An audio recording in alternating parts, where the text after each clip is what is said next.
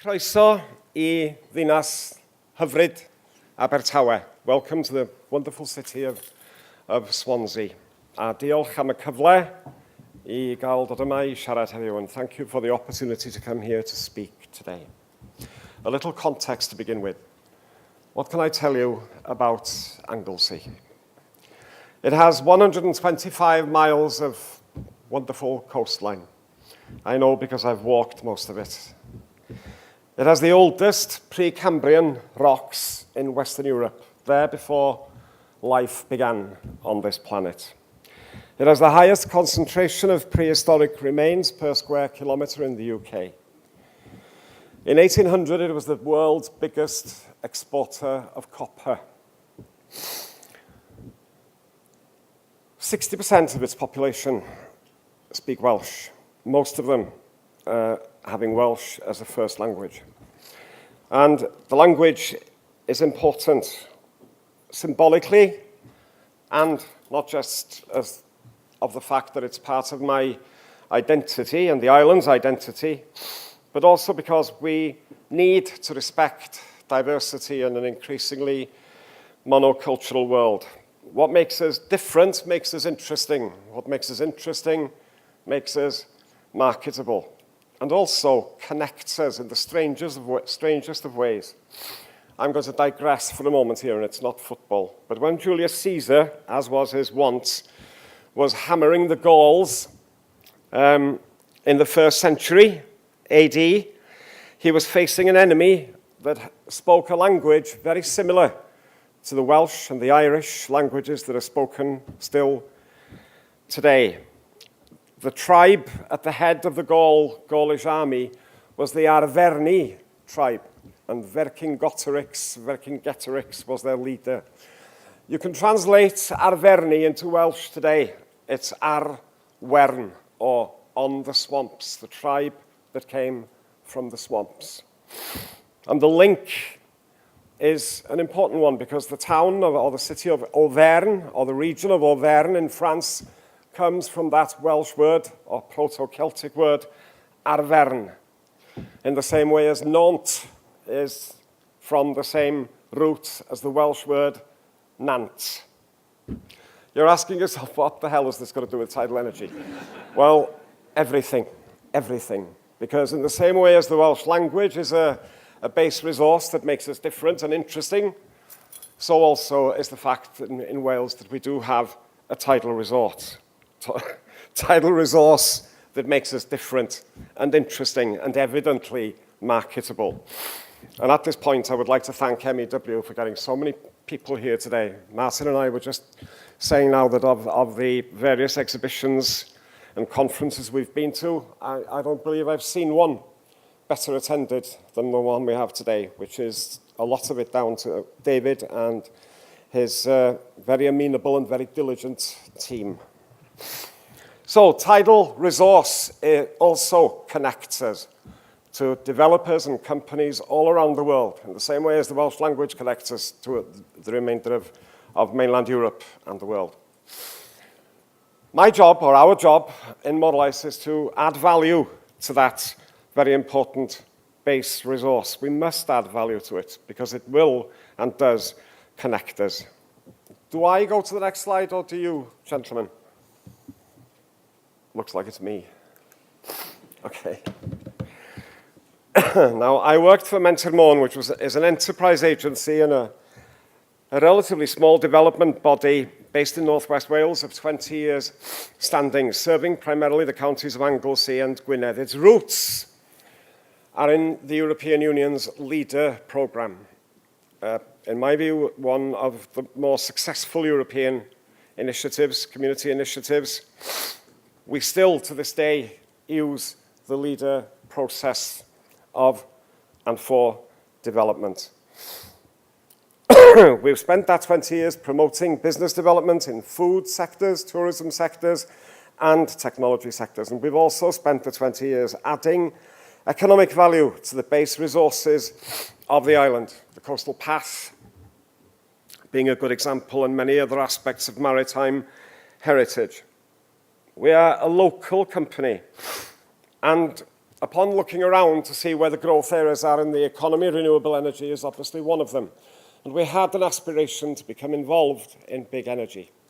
So when the Crown Estates were seeking out third-party managers, we took this base tidal resource and we took our aspirations and assembled a team of 4 to pursue the role.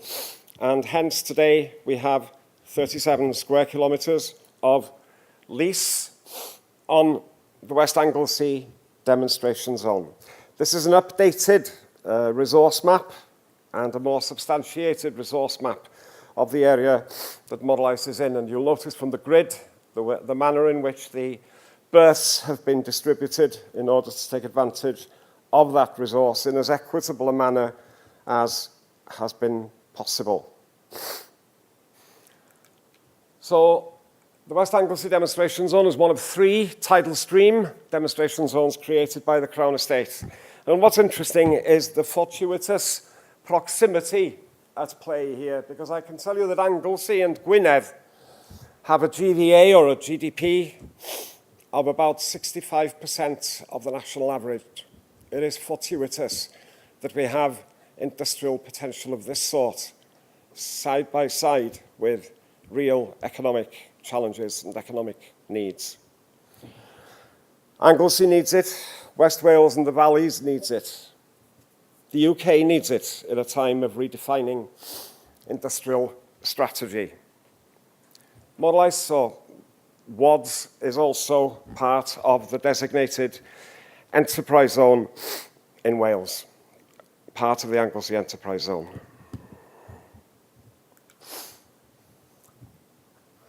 The Crown Estate selection criteria were based upon for which areas should be designated, were based on tidal resource, proximity to harbour facilities at Holyhead, and, of course, sea depths.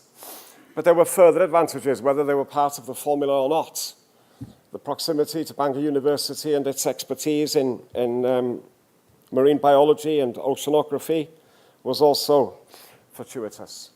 We do have, as I will point out later on, an export capacity that is well capable of future-proofing development into the future. Welsh Government and the European Union prioritised marine energy development here in Wales, which is very welcome. It's another good reason why the designated area should be here. And now there is a third sector TPM for this zone, and a local third sector TPM, which I think is a good thing in ensuring that the benefits accrue to the local area, to the local economy. We also have, as has been noted earlier, good supply chain potential and also good transport links. So Morlais is an opportunity provider for the next stage of tidal stream array development here in the UK. This is a very good arena for developing tidal stream technology into commercial arrays over time. We have an objective, which is to facilitate 40 years of continuous and future-proofed development for the tidal stream sector. Our aims are fairly simple. We want to add value to the zone by achieving consent for it, democratically across technologies, and also for connecting up to the grid. And we want to connect up to the, we will be connecting up to the distribution grid, the DNO grid, and to the transmission grid via the national grid. And we'll be doing this in collaboration with Minesto and with other developers. Another important role that we have is to secure public sector funding into this Morlais project, and through that to help reduce the costs of developers with the technology.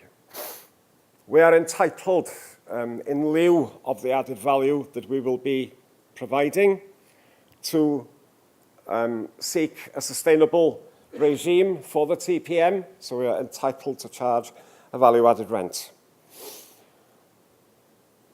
We are also in the process now of creating an SPV for Morlais, which is going to be called Morlais Energy Limited, and is literally happening now as we speak.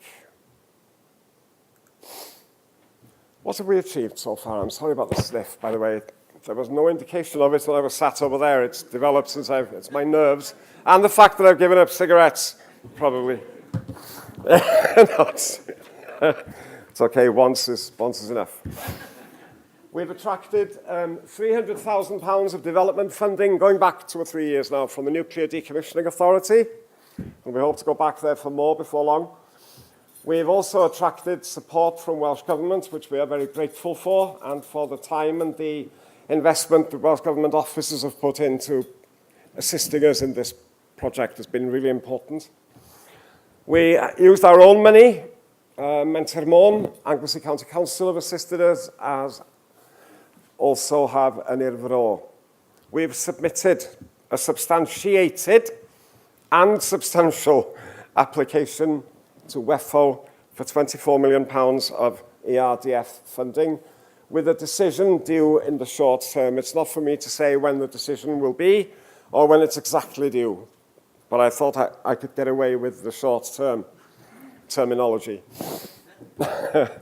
We have secured, in collaboration with Minesto, a 13.5 megawatt export connection to the DNO, and we've received an offer of connection of 180 megawatts from National Grid. And we've learnt a great deal about the way in which those two providers operate, the differences between them. We know much more now about the obligations further down the line of connecting directly to the transmission network. And I've seen nothing really that is especially frightening in all of that. It's all doable. Where am I?